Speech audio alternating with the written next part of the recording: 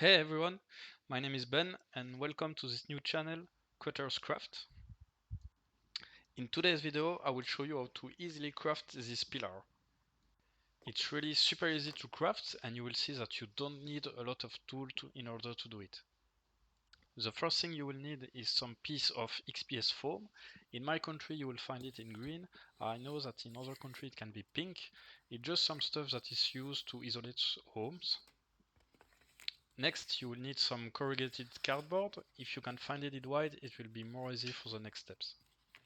Next, you will need some super glue.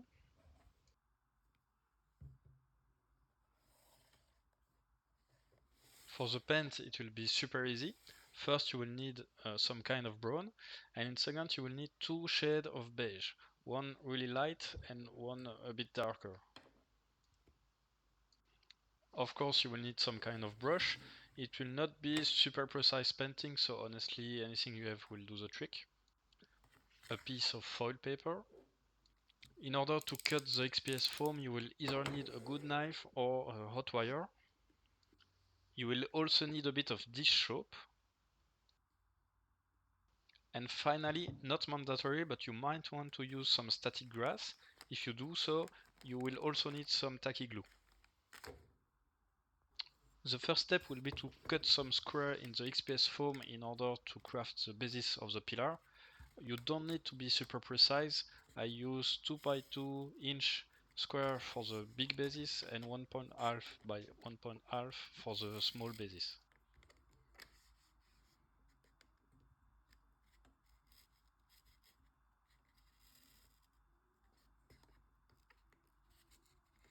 You see that I'm only drawing 2 square on the XPS foam.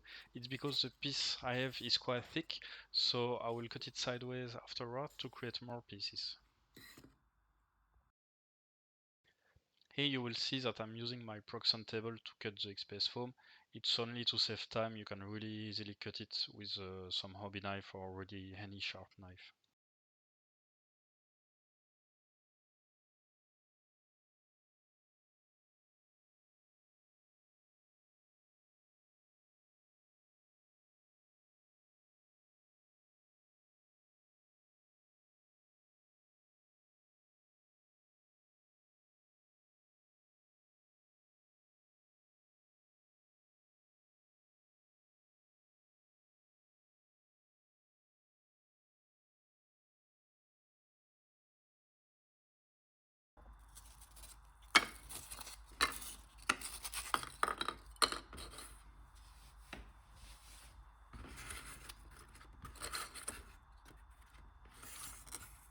So now I have all my bases. The next step is to texture all of them. So in order to do that, it's really easy. You will take your piece of foil paper, you will roll it into a ball, and you will simply roll it on the XPS foam, or you can also smash it on it in order to create the texture.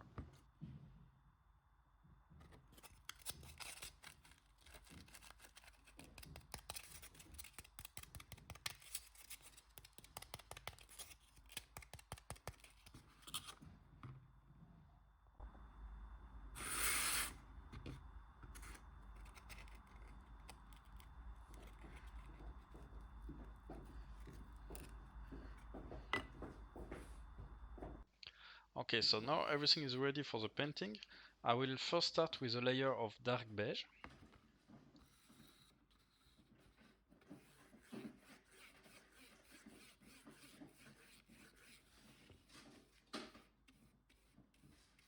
Be careful that the cardboard is quite fragile, so don't mix up too much water with your paint when you apply it on it. So now I'm done with the cardboard and I will do the basis. So as I said earlier, you don't need to be precise and you can go really quickly on this step.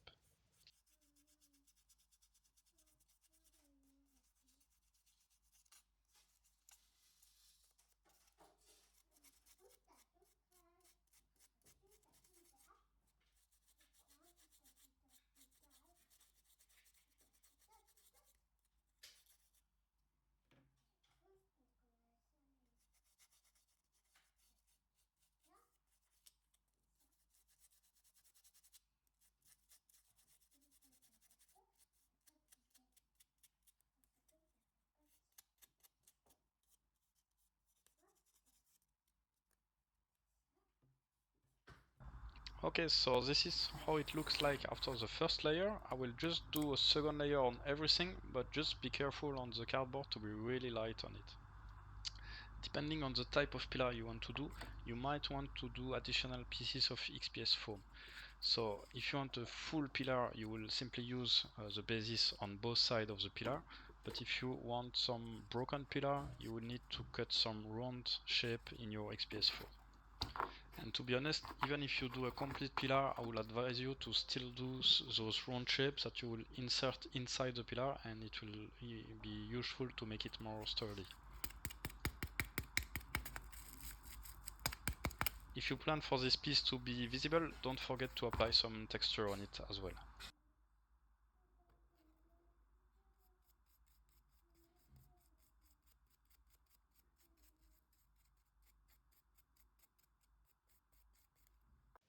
And now this is how it looks like after the second layer. It's already quite nice, but we will make it even better with the next step when we apply some shade on all the pieces.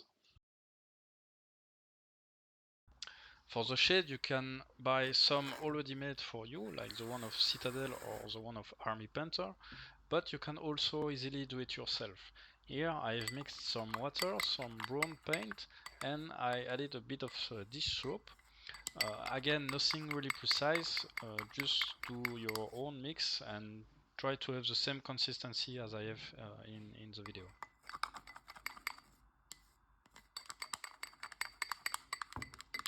Once you are fine with your mix, simply apply it all over your pieces.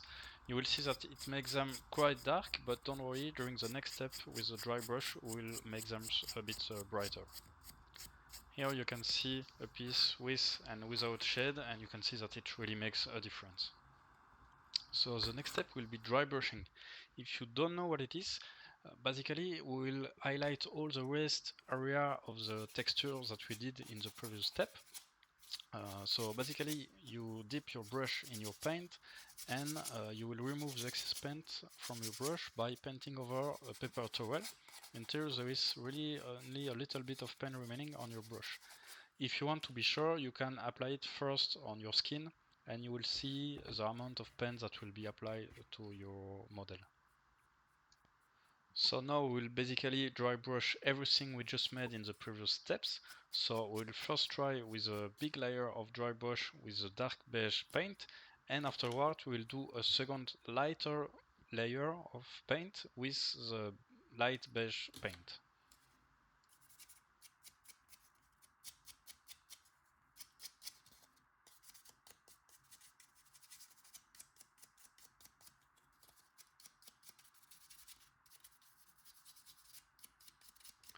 So here, I don't know if you can clearly see in the video the difference between the two pieces, but in the real life it clearly makes a difference before and after.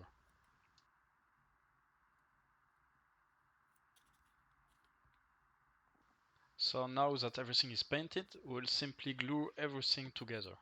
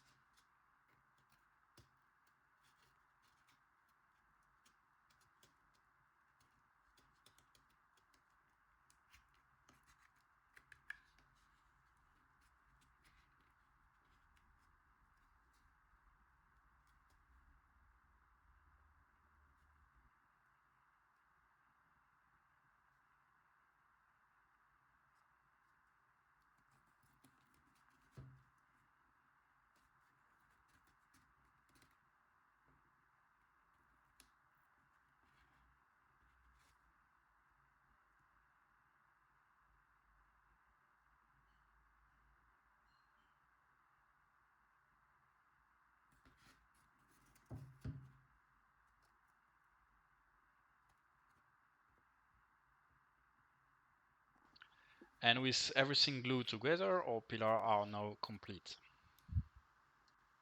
So now you can stop there and your pillar will look really great, but if you want you can do a small extra step by applying some static grass. It will make your pillar looks more older, and also it will be really useful to hide some errors that we made, like for example here you can see different holes in the cardboard. We'll apply some grass over it in order to hide it. So to apply the static grass, what I do on my side is that I mix it directly with the tacky glue first, and then when I have a good consistency, I will apply it directly on the pillar. I find it's a bit more easy rather than to apply first the glue and then the static grass.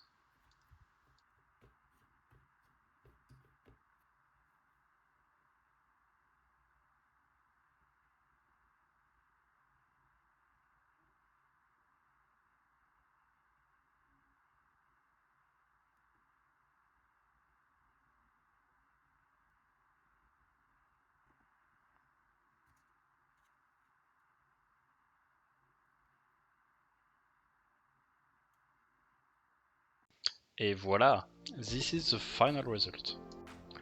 So guys, thank you very much for watching my video. This was my first video, and if you have any comments or critics, please don't hesitate to share it in the comment section. And if you like this video, please put a thumbs up and don't hesitate to share it to your friends. Thank you very much and see you next time.